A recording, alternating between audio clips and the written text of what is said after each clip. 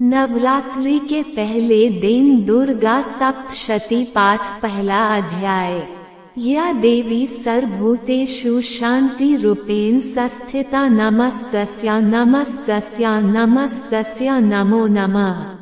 जय माता दी। आप सभी को चैत्र नवरात्रि की हार्दिक शुभकामनाएं। आज चैत्र नवरात्रि का पहला दिन है। आज के दिन कलश स्थापना के साथ साथ श्री दुर्गा सप्तशती का पाठ भी प्रारंभ किया जाता है। दुर्गा सप्तशती के पाठ में पहले दिन दुर्गा कवच, अर्गला और कीलक स्तोत्र के साथ दुर्गा सप्तशती के पहले अध्याय का पाठ किया जाता है। पाठ प्रारंभ करने से पहले हाथ जोड़कर मन ही मन मां भगवती का ध्यान करके संकल्प लिया जाता है कि आज से आप नवरात्रि के पूरे 9 दिन श्री दुर्गा सप्तशती का पाठ विधि विधान से और पूर्ण श्रद्धा भक्ति भाव से करेंगे। इसके लिए माँ भगवती आपके घर में 9 दिन तक विराजमान है। प्रार्थना करेंगे वे आपकी मनोकामना शीघ्र से शीघ्र पूरी करेंगे और इस पाठ को करने में या पढ़ने या सुनने में आपसे जो भी जाने अनजाने में गलती हुई है उसके लिए वो आपको क्षमा कर सकें। तो आइए प्रिय श्रोताओं, रसपान करते हैं आज से श्री दुर्गा सप्तशती पाठ का। इसके लिए अब यदि आप जानना चाहते हैं कि नवरात्रि के पहले दिन कलश स्थापना कैसे की जाती है, नवरात्रि के पहले दिन मां शैलपुत्री की पूजा किस तरह से करनी चाहिए, कौन कौन से स्तुति मंत्र, बीज मंत्र और प्रार्थना है, साथ ही कैसे व्रत कथा सुनी या पढ़ी जाती है, तो आप हमारे चैनल पर अपलोडेड वीडियोस को जरूर देखिएगा। आज की ये वीडियो अगर आपको पसंद आए तो कमेंट बॉक्स में जय माता दी लिखने के साथ साथ चैनल को सब्सक्राइब करके बेल आइकन प्रेस करना मत भूलिएगा। कहा जाता है कि संसार में जितने भी कवच पाठ हैं उन सभी में श्री दुर्गा कवच पाठ सबसे उत्तम होता है और माँ दुर्गा का ये कवच संसार के सभी 18 पुराणों में सबसे अधिक शक्तिशाली कवच माना जाता है। कहा जाता है जो भी भक्त श्रद्धा के साथ इस कवच का पाठ कर लेता है फिर उसे कभी किसी प्रकार का कोई भय नहीं रहता। मार्कंडेय ऋषि के अनुसार श्री दुर्गा कवच का पाठ स्नान करके किसी आसन पर बैठकर पूर्व दिशा की ओर मुख करके ही करना चाहिए। इस पाठ को जो भी व्यक्ति नवरात्रि के दिनों में नियमित रूप से करता है माँ दुर्गा उनकी हर प्रकार से रक्षा करती हैं। आइए सुनते हैं श्री दुर्गा कवच पाठ। महर्षि मार्कंडेय जी बोले, हे पितामह, संसार में जो गुप्त हो और जो मनुष्यों की सब प्रकार से रक्षा करता हो वह कवच मुझे बताए। तब ब्रह्मा जी कहते हैं, वो कवच तुम मुझसे सुनो। प्रथम शैलपुत्री, दूसरी ब्रह्मचारिणी, तीसरी चंद्रघंटा, चौथी कुष्मांडा, पांचवी सकंदमाता, छठी कात्यायनी, सातवीं कालरात्रि, आठवीं महागौरी तथा नवीं सिद्धिदात्री। ये देवी की 9 मूर्तियां हैं और यही 9 दुर्गा सभी मनुष्यों की रक्षा करती हैं।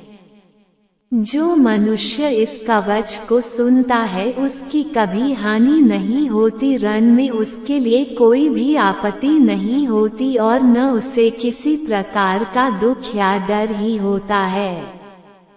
हे देवी, जिसने श्रद्धा पूर्वक तुम्हारा स्मरण किया है उसकी वृद्धि होती है। कुसमुंडा प्रेत पर, वारही भैंसे पर, रौद्री हाथी पर, वैष्णवी गरुड़ पर अपना आसन जमाती हैं। महेश्वरी बैल पर, कौमारी मोर पर और हाथ में कमल लिए विष्णु प्रिया लक्ष्मी जी कमल के आसन पर विराजती हैं। बैल पर बैठी हुई ईश्वरी देवी ने श्वेत रूप धारण कर रखा है और सब प्रकार के आभूषणों से विभूषित ब्राह्मी देवी हंस पर बैठी हैं और इस प्रकार यह सब देवियां सब प्रकार के योगों से युक्त और अनेक प्रकार के रत्न धारण किए हुए हैं। भक्तों की रक्षा के लिए संपूर्ण देवियां रथ में बैठी तथा क्रोध में भरी हुई दिखाई देती हैं तथा शंख, चक्र, गदा, शक्ति, हल और मूसल, खींचक और तोमर, परशु तथा पाश, भाला और त्रिशूल एवं उत्तम शारंग शस्त्रों को दैत्यों के नाश के लिए और भक्तों की रक्षा करने के लिए और देवताओं के कल्याण के लिए धारण किए हुए हैं।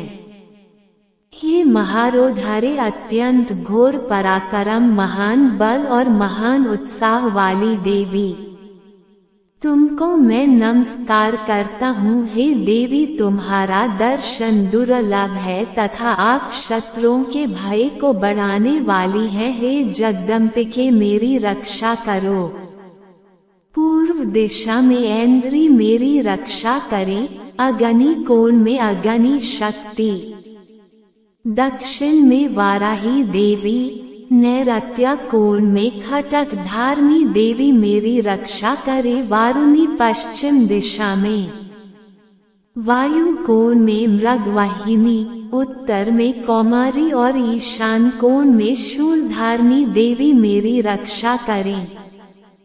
ब्रह्मणी ऊपर की ओर से मेरी रक्षा करें और वैष्णवी देवी नीचे की ओर मेरी रक्षा करें और इसी प्रकार शव पर बैठी चामुंडा देवी दसों दिशाओं में मेरी रक्षा करें।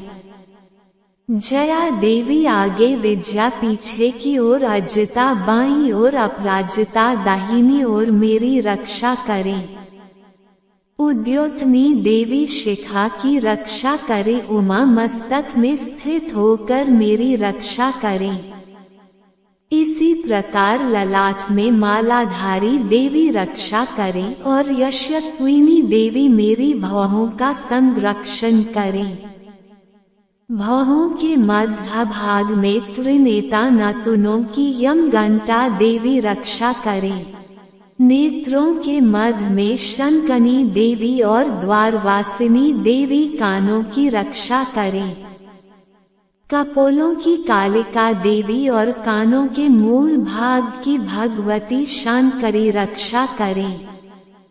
सुगंधा नासिका में और चर्चिका ऊपर के होठ में, अमृत कला नीचे के होठ की सरस्वती देवी जीभ की रक्षा करे। कौमारी देवी दांतों की और चंडिका कंठ प्रदेश की रक्षा करे। चित्र घंटा गले की घाटी की और महामाया तालू की रक्षा करें। कामाक्षी ठोड़ी की सर्व मंगला वाणी की रक्षा करे। भद्रकाली गर्दन की और धनुर्धरी पीठ के मेरुदंड की रक्षा करें। कंठ के बाहरी भाग की नील ग्रीवा और कंठ की नली की नलकुब्री रक्षा करे। दोनों कंधों की खटकिनी और वज्रधारिणी मेरी दोनों बाहों की रक्षा करे। दंडनी दोनों हाथों की और अंबिका देवी समस्त अंगुलियों की रक्षा करें। शूलेश्वरी देवी संपूर्ण नखों की कुलेश्वरी देवी मेरी कुक्षी की रक्षा करे। महादेवी दोनों सतनों की शोक विनाशिनी मन की रक्षा करें। ललिता देवी हृदय की शूल धारिणी उदर की रक्षा करे। कामिनी देवी नाभि की गुहेश्वरी कोई स्थान की पूतना और कामिका लिंग की और महेशवाहिनी गुदा की रक्षा करे। संपूर्ण इच्छाओं को पूर्ण करने वाली महाबला देवी दोनों जंगाओं की रक्षा करें। विंध्यवासिनी दोनों घुटनों की और तेजसी देवी दोनों पांवों के पृष्ठभाग की, श्रीधरी पांवों की उंगलियों की, तलवासिनी तलवों की, दिष्ट कराली देवी नखों की, ऊर्ध्व केशनी केशों की, बागेश्वरी वाणी की रक्षा करें। रोमावलियों के छिद्रों की कौबेरी और पचा की बागेश्वरी देवी रक्षा करें। पार्वती देवी रक्त मज्जा वसा मांस हड्डी की रक्षा करें। काल रात्रि आतों की रक्षा करें। मुकुटेश्वरी देवी पित्त की, पद्मावती कमल कोश की, चुनाम्बी कफ की, ज्वालामुखी नसों के जल की रक्षा करें। अभेद्या देवी शरीर के सब जोड़ों की रक्षा करें। ब्रह्मानी मेरे वीर्य की, छत्रेश्वरी छाया की और धर्मधारणी मेरे अहंकार, मन अथवा बुद्धि की रक्षा करे। प्राण, अपान, समान, उदान और व्यान की वज्रहस्ता देवी रक्षा करें। कल्याण शोभना मेरे प्राणों की रक्षा करें। रस, रूप, गंध, शब्द और स्पर्श इन विषयों का अनुभव करते समय योगिनी देवी मेरी रक्षा करे तथा मेरे सत्वगुण, रजोगुण और तमोगुण की रक्षा नारायणी देवी करें। आयु की रक्षा वाराही देवी करें। वैष्णवी धर्म की तथा चक्रिणी देवी मेरे यश की, लक्ष्मी, धन विद्या की रक्षा करें। इंद्राणी मेरे शरीर की रक्षा करें। और हे चंडिके, आप मेरे पशुओं की रक्षा करें। महालक्ष्मी मेरे पुत्रों की रक्षा करें और भैरवी मेरी पत्नी की रक्षा करें। अपना सुख चाहने वाले मनुष्य को बिना कवच के एक पग भी कहीं नहीं जाना चाहिए, क्योंकि कवच रखने वाला मनुष्य जहाँ जहाँ भी जाता है वहाँ वहाँ उसे अवश्य धन लाभ होता है तथा विजय प्राप्त करता है। वह जिस भी वस्तु की इच्छा रखता है वह उसको इस कवच के प्रभाव से अवश्य प्राप्त होती है और वह इसी संसार में महाऐश्वर्य को भी प्राप्त होता है। इस प्रकार कवचधारी मनुष्य निर्भय होता है। देवी का ये कवच देवताओं के लिए भी कठिन है। जो नित्य प्रति नियम पूर्वक तीनों संध्याओं को श्रद्धा के साथ इसका पठन पाठन करता है उसे देव शक्ति प्राप्त होती है, वह तीनों लोकों को जीत सकता है। अब रसपान कीजिए। श्री दुर्गा सप्तशती पाठ के पहले अध्याय का महर्षि मार्कंडेय बोले, सूर्य के पुत्र सावर्णी की उत्पत्ति की कथा विस्तार पूर्वक कहता हूँ, सुनो। सावर्णी महामाया की कृपा से जिस प्रकार मनवंतर के स्वामी हुए उसका भी हाल सुनो। पहले स्वारोचिष नामक राज्य था।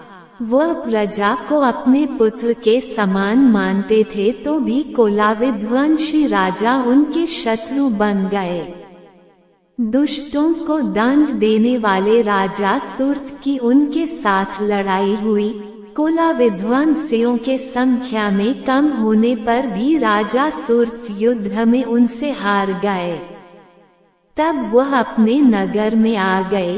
केवल अपने देश का राज्य ही उनके पास रह गया और वह उसी देश के राजा होकर राज्य करने लगे, किंतु उनके शत्रुओं ने उन पर वहां आक्रमण किया। राजा को बलहीन देखकर उसके दुष्ट मंत्रियों ने राजा की सेना और खजाना अपने अधिकार में कर लिया।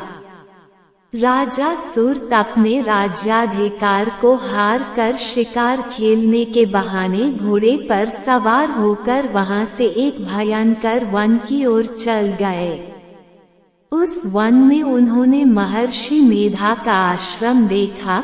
वहाँ मेधा महर्षि अपने शिष्यों तथा मुनियों से सुशोभित बैठे हुए थे और वहाँ कितने ही हिंसक जीव परम शांति भाव से रहते थे। राजा सूर्थ ने महर्षि मेधा को प्रणाम किया और महर्षि ने भी उनका उचित सत्कार किया। राजा सूर्थ महर्षि के आश्रम में कुछ समय तक ठहरे। अपने नगर की ममता के आकर्षण से राजा अपने मन में सोचने लगे, पूर्व काल में पूर्वजों ने जिस नगर का पालन किया था वह आज मेरे हाथ से निकल गया। मेरे दुष्ट एवं दुरात्मा मंत्री मेरे नगर की अब धर्म से रक्षा कर रहे होंगे या नहीं। मेरा प्रधान हाथी जो कि सदा मद की वर्षा करने वाला और शूरवीर था, मेरे वैरियों के वश में होकर न जाने क्या दुख भोग रहा होगा। मेरे आज्ञाकारी नौकर जो मेरी कृपा से धन और भोजन पाने से सदैव सुखी रहते थे और मेरे पीछे पीछे चलते थे, वो अब निश्चय ही दुष्ट राजाओं का अनुसरण करते होंगे तथा मेरे दुष्ट एवं दुरात्मा मंत्रियों द्वारा व्यर्थ ही धन को व्यय करने से संचित किया हुआ मेरा खजाना एक दिन अवश्य खाली हो जाएगा। इस प्रकार की बहुत सी बातें सोचता हुआ राजा निरंतर दुखी रहने लगा। एक दिन राजा सूर्थ ने महर्षि मेधा के आश्रम के निकट एक वैश्य को देखा। राजा ने उससे पूछा, भाई तुम कौन हो? यहाँ तुम्हारे आने का क्या कारण है और तुम मुझे शोकग्रस्त तनमने से दिखाई देते हो, इसका क्या कारण है? राजा के ये नम्र वचन सुन वैश्य ने महाराज सूर्थ को प्रणाम करके कहा। वैश्य बोला, राजन मेरा नाम समाधि है, मैं धनियों के कुल में उत्पन्न एक वैश्य हूँ। मेरे दुष्ट स्त्री पुत्रादिकों ने लोभ से मेरा सब धन छीन लिया है और मुझे घर से निकाल दिया है। मैं इस तरह से दुखी होकर इस वन में चला आया हूँ और यहाँ रहता हुआ मैं इस बात को भी नहीं जानता कि अब घर में इस समय सब कुशल है या नहीं। यहाँ मैं अपने परिवार का आचरण संबंधी कोई समाचार भी नहीं पा सकता कि वह घर में इस समय कुशल पूर्वक है या नहीं। मैं अपने पुत्रों के संबंध में ये भी नहीं जानता कि वह सदाचारी है या दुराचार में फंसे हुए हैं। राजा बोले, जिस धन के लोभी स्त्री पुत्रों ने तुम्हें घर से निकाल दिया है, फिर भी तुम्हारा चित्त उनसे क्यों प्रेम करता है? वैश्य ने कहा, मेरे विषय में आपका कहना ठीक है, किंतु मेरा मन इतना कठोर नहीं है। यद्यपि उन्होंने धन के लोभ में पड़कर पितृस्नेह को त्याग कर मुझे घर से निकाल दिया है, तो भी मेरे मन में उनके लिए कठोरता नहीं आती। हे महामते, मेरा मन फिर भी उनमें क्यों फंस रहा है, इस बात को जानता हुआ भी मैं नहीं जान रहा। मेरा चित्त उनके लिए दुखी है। मैं उनके लिए लंबी लंबी सांसें ले रहा हूँ। उन लोगों में प्रेम नाम को नहीं है, फिर भी स्नेहियों के लिए मेरा हृदय कठोर नहीं होता।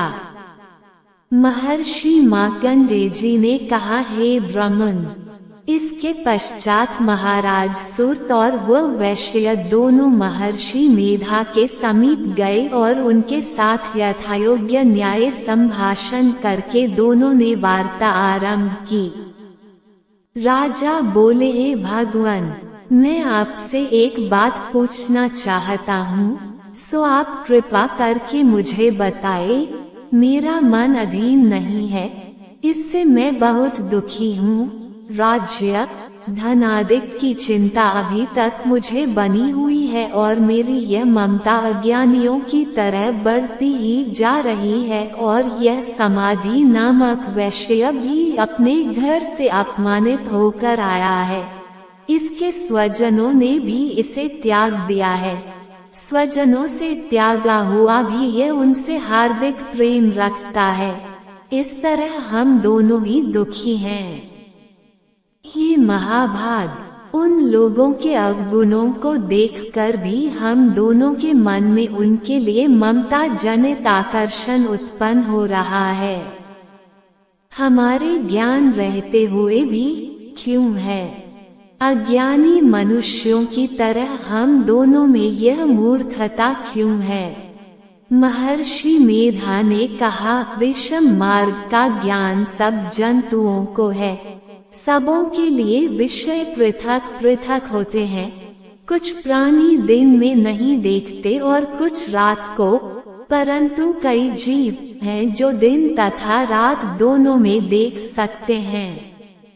ये सत्य है कि मनुष्यों में ज्ञान प्रधान है, किंतु केवल मनुष्य ही ज्ञानी नहीं होता, पशु पक्षी आदि भी ज्ञान रखते हैं। जैसे ये पशु पक्षी ज्ञानी हैं, वैसे ही मनुष्यों का ज्ञान है और जो ज्ञान मनुष्यों में वैसे ही पशु पक्षियों में है तथा अन्य बातें भी दोनों में एक जैसी पाई जाती है। ज्ञान होने पर भी इन पक्षियों की ओर देखो कि अपने भूख से पीड़ित बच्चों की चोंच में कितने प्रेम से अन्न के दाने डालते हैं। हे राजन, ये प्रेम मनुष्यों में अपनी संतान के प्रति भी पाया जाता है। लोभ के कारण अपने उपकार का बदला पाने के लिए मनुष्य पुत्रों की इच्छा करते हैं और इस प्रकार मोह के गड्ढे में गिरा करते हैं। भगवान श्री हरि की जो माया है, उसी से ये संसार मोहित हो रहा है। इसमें आश्चर्य की कोई बात नहीं, क्योंकि वह भगवान विष्णु की योग निद्रा है। यह माया ही तो है जिसके कारण संसार मोह में जकड़ा हुआ है। यही महामाया भगवती देवी ज्ञानियों के चित्त को बलपूर्वक खींचकर मोह में डाल देती है और उसी के द्वारा संपूर्ण जगत की उत्पत्ति होती है। यही भगवती देवी प्रसन्न होकर मनुष्य को मुक्ति प्रदान करती है। यही संसार के बंधन का कारण है तथा संपूर्ण ईश्वरों की भी स्वामिनी है। महाराज सुर्थ ने पूछा, भगवान, वह देवी कौन सी है जिसको आप महामाया कहते हैं? हे ब्राह्मण, वह कैसे उत्पन्न हुई और उसका कार्य क्या है? उसके चरित्र कौन कौन से हैं?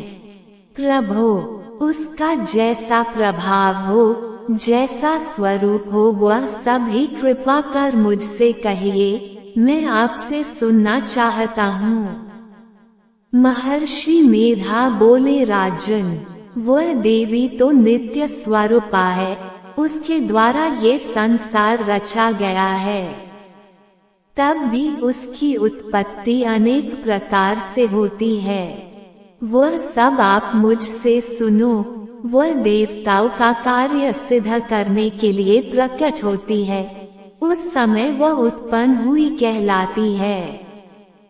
संसार को जलमय करके जब भगवान विष्णु योग निद्रा का आश्रय लेकर शेषशय्या पर सो रहे थे, तब मधुकैटभ नाम के 2 असुर उनके कानों के मैल से प्रकट हुए और वह श्री ब्रह्मा जी को मारने के लिए तैयार हो गए। श्री ब्रह्मा जी ने जब उन दोनों को अपनी ओर आते देखा और यह भी देखा कि भगवान विष्णु योग निद्रा का आश्रय लेकर सो रहे हैं, तो वह उस समय श्री भगवान को जगाने के लिए उनके नेत्रों में निवास करने वाली योग निद्रा की स्तुति करने लगे। श्री ब्रह्मा जी ने कहा, हे देवी, तुम ही स्वाहा, तुम ही स्वधा और तुम ही वशटकार हो। स्वर भी तुम्हारा ही स्वरूप है, तुम ही जीवन देने वाली सुधा हो। नित्य अक्षर प्रणव में अकार, उकार, मकार, इन तीनों में माताओं के रूप में तुम ही स्थित हो। इनके अतिरिक्त जो बिंद पथ अर्धा मात्रा है, जिसका कि विशेष रूप से उच्चारण नहीं किया जाता है, हे देवी, वह भी तुम ही हो। हे देवी, संध्या, सावित्री तथा परम जननी तुम ही हो। तुम इस विश्व को धारण करने वाली हो, तुमने ही इस जगत की रचना की है और तुम ही इस जगत का पालन करने वाली हो। तुम ही कल्प के अंत में सबको भक्षण करने वाली हो। हे देवी, जगत की उत्पत्ति के समय तुम सृष्टि रूपा होती हो, पालन काल में स्थित रूपा हो और कल्प के अंत में संहार रूप धारण कर लेती हो। तुम ही महाविद्या, महामाया, महामेधा, महारात्रि और मोहरात्रि हो। श्री ईश्वरी और बोधा स्वरूपा बुद्धि भी तुम ही हो। लज्जा, पुष्टि, तुष्टि, शांति और क्षमा भी तुम ही हो। तुम खड्गधारिणी, शूलधारिणी, भोर रूपा तथा गदा, चक्र, शंख और धनुष को धारण करने वाली हो। बाण, भुशुंडी और परिघ ये भी तुम्हारे ही अस्त्र हैं। तुम सौम्य और सौम्यतर हो, यही नहीं बल्कि जितनी भी सौम्य तथा सुंदर वस्तुएं इस संसार में हैं, उन सब से बढ़कर सुंदर तुम हो। पर और अपर सबसे पर रहने वाली सुंदर तुम ही हो। हे सर्वस्वरूपे देवी, जो भी ससत पदार्थ हैं और उनमें जो शक्ति है, वह तुम ही हो। अवस्था में भला तुम्हारी स्तुति कौन कर सकता है। इस संसार की सृष्टि, पालन और संहार करने वाले जो भगवान हैं, उनको भी जब तुमने निद्रा के वशीभूत कर दिया है, तो फिर तुम्हारी स्तुति कौन कर सकता है। मुझे, भगवान विष्णु तथा भगवान शंकर को शरीर धारण कराने वाली तुम ही हो। तुम्हारी स्तुति करने की शक्ति किसमें में है। हे देवी, तुम तो अपने इन उदार प्रभावों के कारण ही प्रशंसनीय हो। मधु और कैटब जो भयंकर असुर है, इन्हें मोह में डाल दो और श्रीहरि भगवान विष्णु को भी जल्दी जगा दो और उनमें इनको मार डालने की बुद्धि भी उत्पन्न कर दो। महर्षि मेधा बोले, हे राजन, जब श्री ब्रह्मा जी ने देवी से इस प्रकार स्तुति करके भगवान को जगाने तथा मधु और कैटब को मारने के लिए कहा, तो वह भगवान श्री विष्णु के नेत्र, मुख, नासिका, बाहु, हृदय और वक्षस्थल से निकल ब्रह्मा जी के सामने खड़ी हो गई। उनका करना था कि भगवान श्री हरि तुरंत जाग उठे और दोनों असुरों को देखा, जो कि अत्यंत बलवान तथा पराक्रमी थे और मारे क्रोध के, जिनके नेत्र लाल हो रहे थे और जो ब्रह्मा जी का वध करने के लिए तैयार थे। तब क्रोध हो उन दोनों दुरात्मा असुरों के साथ भगवान श्री हरि पूरे 5000 वर्ष तक लड़ते रहे। एक तो वह अत्यंत बलवान तथा पराक्रमी थे, दूसरे महामाया ने भी उन्हें मोह में डाल रखा था। अतः वह श्री भगवान से कहने लगे, हम दोनों तुम्हारी वीरता से अत्यंत प्रसन्न हैं, तुम हमसे कोई वर मांगो। भगवान ने कहा, यदि तुम मुझ पर प्रसन्न हो तो अब तुम मेरे हाथों से मर जाओ। बस इतना सा ही वर मैं तुमसे मांगता हूँ। यहाँ दूसरे वर से क्या प्रयोजन है। महर्षि मेधा बोले, इस तरह से जब वह धोखे में आ गए और अपने चारों ओर जल ही जल देखा तो भगवान श्रीहरि से कहने लगे, जहाँ पर जल न हो, सूखी जमीन हो, उसी जगह हमारा वध कीजिए। महर्षि मेधा कहते हैं, तथास्तु कहकर भगवान श्री हरि ने उन दोनों को अपनी जांघ पर लिटाकर उन दोनों के सिर काट डाले। इस तरह से ये देवी श्री ब्रह्मा जी के स्तुति करने पर प्रकट हुई थी। अब तुमसे उनके प्रभाव का वर्णन करता हूँ, सो सुनो। प्रिय श्रोताओं, दुर्गा सप्तशती का पहला अध्याय समाप्त। कल सुनिएगा दूसरे दिन का पाठ। तब तक जय माता दी, राधे राधे।